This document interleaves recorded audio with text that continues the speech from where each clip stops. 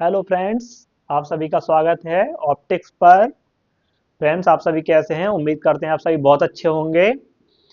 Friends, हम पढ़ रहे थे प्रकाश का परावर्तन एवं अपवर्तन। इससे पहली वीडियो में हमने प्रकाश और प्रकाश के गुण को देखा था और साथ ही हमने प्रकाश का परावर्तन और उसके दोनों नियम हमने पढ़ लिए थे।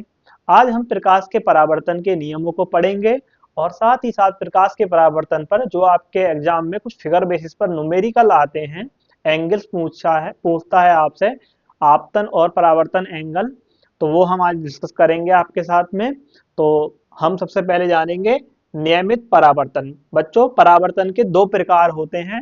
एक होता है नियमित परावर्तन, एक होता है अनियमित परावर्तन। तो आज पहले हम देखेंगे नियमित परावर्तन, यानी कि रेगुलर रिफ्लेक्शन। तो रेगुलर रिफ्लेक्शन जो होता है वो बहुत ज्यादा चिकनी सरफेस से होता है। जो चिकनी सतह एवं पॉलिशदार सतह होती है उनसे होता है। जैसे आप समतल दर्पण में खुद का प्रतिबिंब देखते हैं, बहुत ही बढ़िया दिखाई देता है आपको। क्योंकि क्योंकि जो समतल दर्पण होता है बिल्कुल चिकना होता है और एक तरफ से उसके पॉलिश हो रखी होती है, तो अच्छे से हमारी बढ़िया इमेज बनती है। तो इस तरीके के जो परावर्तन होते हैं, वैसे परावर्तन को हम कहते हैं नियमित परावर्तन। ये चिकनी सतह से होते हैं। आइए इसकी परिभाषा में कुछ क्लियर करते हैं कि जब परावर्तन जब प्रकाश का परावर्तन जब प्रकाश का परावर्तन जब प्रकाश का परावर्तन किसी चिकनी एवं पॉलिशदार समतल सतह से होता है, तो परावर्तन के बाद प्रकाश की किरण एक दूसरे के समांतर ही रहती हैं। तो इस प्रकार के परावर्तन को नियमित परावर्तन कहते हैं। तो इसमें लिखा है कि जब प्रकाश का परावर्तन किसी चिकनी सतह से हो, ये हमने एक समतल दर्पण लिया है, इस पे हमने प्रकाश की किरणों को डाला है। ये किरणें परावर्तित हो रही हैं इससे, और साथ ही जो किरणें परावर्तित हुई, तो इससे परावर्तित होने के बाद में ये किरणें एक दूसरे के समांतर रही। ये किरण, ये किरण, ये किरण, ये किरण, ये इसके समांतर, ये इसके समांतर, इस तरह आपस में कैसी रहेंगी? समांतर रहेंगी। आप भी जब इसके फिगर को बनाएंगे तो स्केल का यूज करके बढ़िया से बनाएं। ये जो रिफ्लेक्टेड रे हैं, ये वाली, ये एक दूसरे के कैसे होंगी? पैरेलल होंगी। कैसी होंगी? एक दूसरे के पैरेलल होंगी।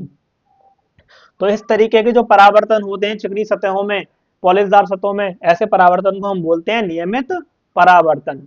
आप किसी भी एक बढ़िया सी कोई बुक लेंगे, एक अच्छी सी, तो देखेंगे उसके बहुत बढ़िया से पृष्ठ हैं, बिल्कुल चिकना पृष्ठ है उसका। तो आपको उस पर आप इमेजेस देखेंगे तो अच्छे से आपको दिखाई देंगी। वहीं आप अखबार की कोई अखबार उठाएंगे तो अखबार देखेंगे बहुत ही रद्दी पेपर होता है, उससे बहुत ज़्यादा मतलब क्या मैं खुदरा खुदरा पेपर होता है।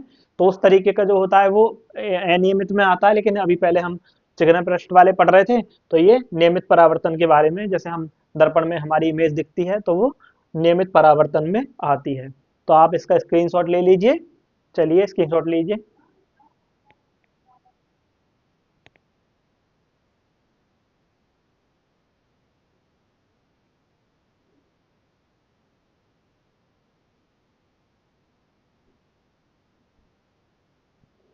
आपने इसका स्क्रीनशॉट ले लिया होगा। चलिए, बस इसमें ये, अगर आपको यहाँ पे बस एक चीज़ समझनी है, अगर यहाँ पर हम नॉर्मल बना दें, यहाँ पे हम अभिलंब बना दें, तो ये आपतन कोण, ये परावर्तन कोण, यहाँ पर ये आपतन, ये परावर्तन, फिर यहाँ पर ये आपतन, ये परावर्तन, और यहाँ ये आपतन, ये परावर्तन कोण। ये जो है, आपने इसके बारे में समझा। चलिए अब अनियमित परावर्तन को हम पढ़ते हैं।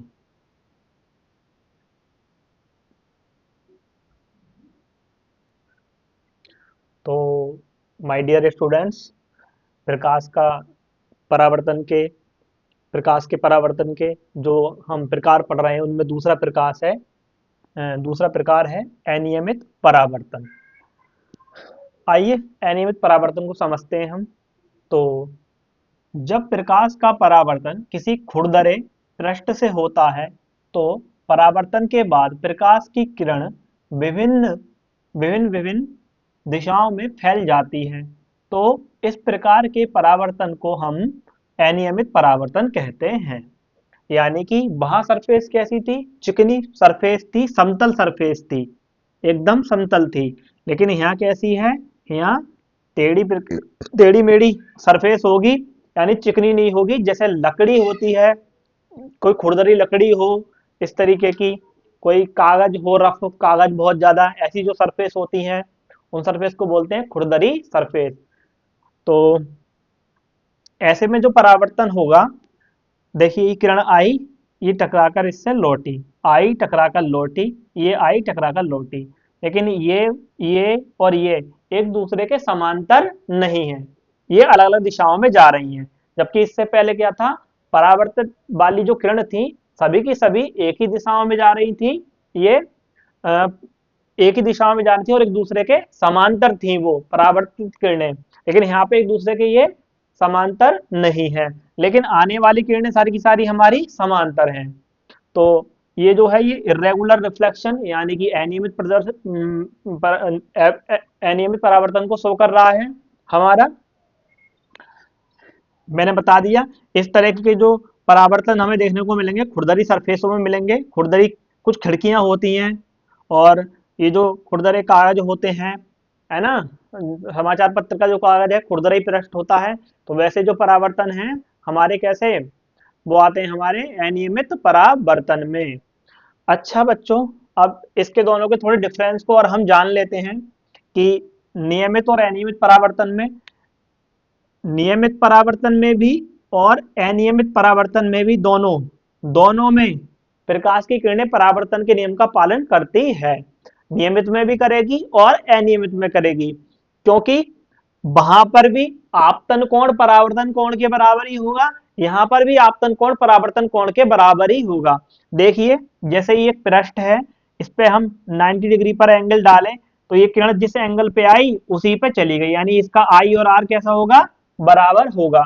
ऐसे यहाँ पर जिस एंगल पे आई उसी पर ही टकराकर लौट गई, जिस एंगल पे आई उसी पर लौट टकराकर लौट गई। लेकिन हर एक बिंदु पर कोण बराबर नहीं होगा, हर एक बिंदु पर कोण बराबर नहीं होगा। इसका आपतन परावर्तन अपने आप में बराबर, इसका आपतन परावर्तन अपने आप में बराबर, इसका आपतन परावर्तन अपने आप में बराबर, लेकिन सब होंगे अलग अलग। तो ये भी परावर्तन के नियम का पालन करती है और वो भी परावर्तन के नियम का पालन करती है।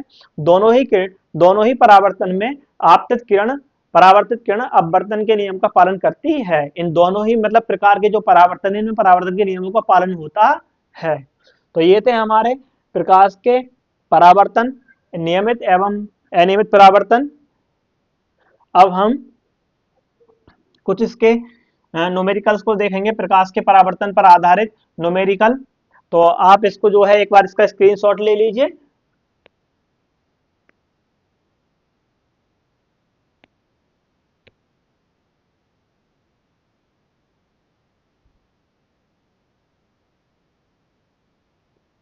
आपने इसका स्क्रीनशॉट ले लिया होगा। चलिए अब हम इसके कुछ न्यूमेरिकल्स को देखते हैं। प्रकाश के परावर्तन पर कुछ न्यूमेरिकल्स होते हैं, उनको देख लेते हैं। फिगर बेसिस न्यूमेरिकल होते हैं, एक दो फिगर दे देता है, कभी कभी हमसे पूछ लेता है कुछ एंगल्स के बारे में उसमें। जैसे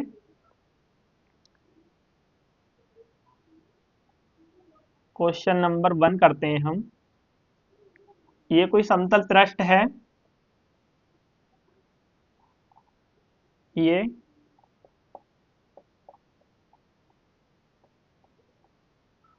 प्रकाश की किरण आपतित हुई इस पर, ये आने वाली किरण है, ये आपतन बिंदु है, ये किरण यहाँ से परावर्तित हुई, और ये हमारा इसका नॉर्मल है।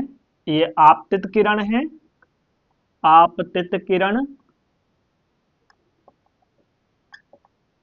और ये परावर्तित किरण है, परावर्तित किरण।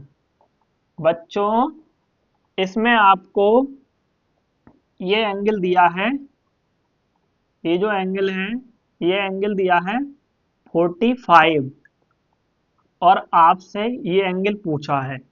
इसमें बच्चों आपको अभिलंब, अभिलंब, अभिलंब और आपतित किरण के बीच कोण दिया है। इसमें आपको अभिलंब और आपतित किरण के बीच कोण दिया है, ये I बराबर 45 डिग्री।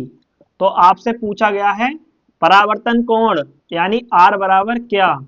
तो आपको क्या बताया था मैंने उस दिन कि अगर कोई परावर्तन समतल पृष्ठ पे होता है तो इसमें आपतन कोण परावर्तन कोण के बराबर होता है। जैसे यहाँ पर ये समतल पृष्ठ है, ये किरण आई, और समतल पृष्ठ से क्या असमतल पृष्ठ भी हो तो वहां पर भी प्रकाश की किरण तो परावर्तन के नियमों का पालन ही करती है।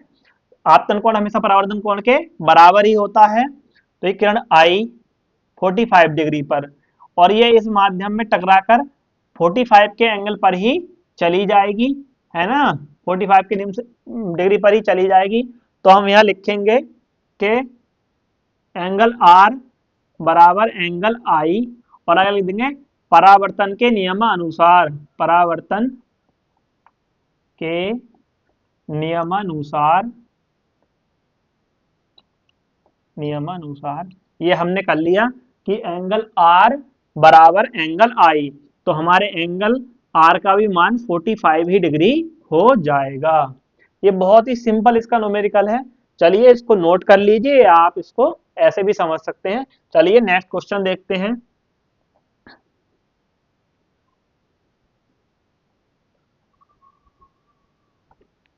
बच्चों, अगर हमें किसी ने दे दिया कि ये कोई समतल पृष्ठ है, इस पर कोई प्रकाश की किरण आपतित हुई और ये अभिलंब के साथ, अभिलंब को n, और ये बेटा परावर्तित किरण, परावर्तित किरण, और ये बेटा आपतित किरण, आपतित किरण, और ये बेटा हमारा अभिलंब है। क्या है बेटा ये अभिलंब। बेटा इसमें हमसे कहा उसने कि एक प्रकाश की किरण किसी समतल पृष्ठ पर आपतित होती है और परावर्तन के पश्चात 60 डिग्री के कोण पर अभिलंब के साथ 60 डिग्री कोण बनाती हुई परावर्तित हो जाती है। इसका आपतन कोण बताएं, है ना बच्चों। इसमें क्या दिया है हमसे, हमें दिया है इसमें परावर्तन कोण। परावर्तन कोण इन्होंने R बराबर 60 डिग्री दे दिया, और हमसे पूछा है कि इसका इंसिडेंट यानी कि किरण जो है कितने एंगल पर आई थी, जो कि उसी माध्यम में 60 डिग्री के एंगल पर जाकर लौट गई। तो बच्चों मैंने अभी आपको बताया कि परावर्तन के नियमानुसार, according to the law of reflection, यानी परावर्तन के नियमानुसार, परावर्तन के नियमानुसार बेटा परावर्तन के नियमानुसार जो हमारा एंगल आई होगा वो हमेशा ही एंगल आर के बराबर होगा, और इसलिए इसका मान भी क्या हो जाएगा 60 डिग्री हो जाएगा। ये बच्चों बेहद ही हल्के न्यूमेरिकल हैं। चलिए इससे आगे बढ़ते हैं हम, और दूसरे तरीके के एक विशेष प्रकार के और न्यूमेरिकल इससे बन जाता है, वो हम देखते हैं।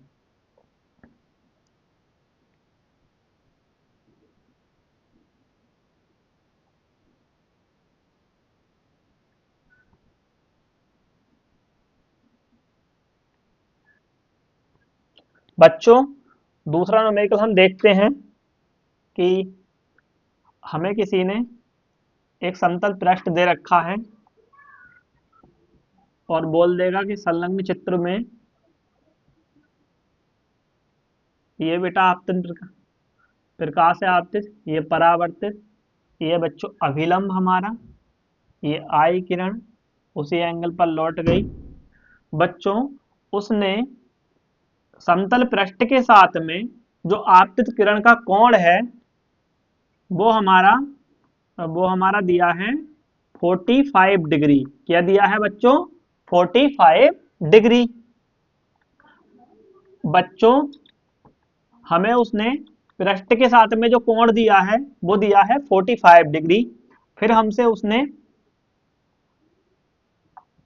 आपतित किरण और अभिलंब के बीच बनने वाले इस कोण के बारे में उसने हमसे पूछ लिया कि आप बताइए कि इसमें अभिलंब और आपतित किरण के साथ में बना कोण बताइए।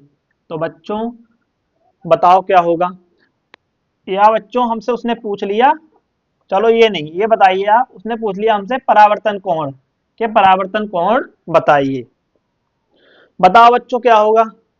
क्या ये एंगल 45 हो जाएगा? बताओ क्या होगा। तो बच्चों मैंने जो आपको पढ़ाया अभी तक यही बताया था कि आपतित किरण और अभिलंब के बीच जो कोण बनता है उसे आपतन कोण को कहते हैं, जबकि अभिलंब और परावर्तित किरण के बीच जो कोण बनता है उसे हम परावर्तन कोण कहते हैं। बच्चों ऐसे में क्या ये 45 डिग्री ये हमारा आपतन कोण है? आप कहेंगे नहीं। क्यों नहीं? क्योंकि सर ये तो अभिलंब और आपतित किरण के बीच का कोण नहीं है, ये समतल पृष्ठ और आपतित किरण के बीच का कोण है। तो आपको वही क्या निकालना पड़ेगा, पहले आपतन कोण निकालना पड़ेगा। आप सभी जानते हैं कि जो अभिलंब होता है किसी भी पृष्ठ के साथ 90 डिग्री के कोण पर होता है, तो यानी ये हमारा कोण है 90 डिग्री का। तो ये वाला कोण हमारा जब ये थीटा है तो जाहिर सी बात है बच्चों ये भी क्या होगा, थीटा ही होगा। तो हमारा ये टोटल कितना होता है, 90 होता है। तो थीटा क्या हो जाएगा, 90 माइनस 45। थीटा हो जाएगा हमारा 90 माइनस 45। तो ये आएगा हमारा 45। तो बच्चों यहाँ पे एंगल आई है, आई का मान थीटा हो गया, ये भी कितना 45 और वो, तो ये हमारा इस प्रकार से आंसर आ जाएगा कि आपतन कोण आर बी और प- आपतन कोण आई। बच्चों आपतन कोण आई और जो परावर्तन कोण हमसे पूछा था वो आर, दोनों के मान थीटा ही होंगे और दोनों कितने के हो जाएंगे, 45 डिग्री के। लेकिन बच्चों हमें मोस्टली यहाँ पे ये समझना था कि ये जो एंगल दिया है ये समतल सतह के साथ में दिया है आपतित किरण का कोण, ना कि अभिलंब के साथ में दिया है। तो हमें पहले अभिलंब के साथ वाला कोण निकालना पड़ेगा, तब हम बता पाएंगे कि परावर्तन कोण हमारा क्या है। तो ऐसे में जो हमारा परावर्तन कोण हो जाएगा वो भी 45 डिग्री ही होगा। आई होप कि ये न्यूमेरिकल आपको अच्छे समझ में आएंगे। आप देखेंगे इस पे आपको जरूर न्यूमेरिकल मिल जाएगा। आप इसको अच्छे से करें, समझें और जानें। और जब तक के लिए आप नेक्स्ट वीडियो के लिए वेट करेंगे, नेक्स्ट वीडियो जल्दी आपके सामने लेकर आएंगे। आप इतने इसका रिवाइज करेंगे। Thank you so much for watching. बच्चों चैनल को ज़्यादा से ज़्यादा लाइक, सब्सक्राइब, शेयर करें। Thank you so much. चलिए।